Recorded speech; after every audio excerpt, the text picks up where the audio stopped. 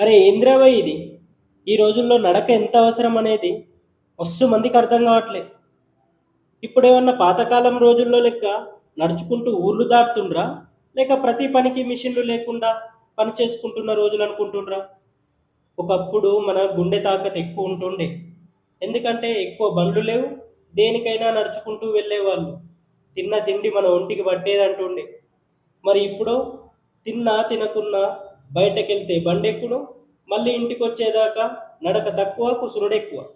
నడక అంటే నామూష్ అయిపోయింది ఈ జనరేషన్ వాళ్ళకి.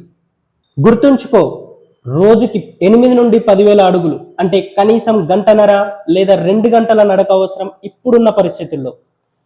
దీనివల్ల ఎండార్ఫిన్స్ అనే హార్మోన్స్ రిలీజ్ అయ్యి స్ట్రెస్ మరియు యాంగ్జైటీ లెవెల్స్ తగ్గి మీ నిద్ర క్వాలిటీ పెరుగుతుంది. It will improve your physical and mental health also.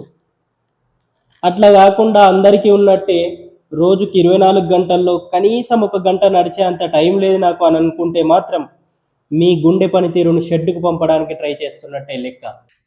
ఇట్లాంటి ముచ్చట్లు మీకు నచ్చితే లైక్ చేసి షేర్ చేయండి.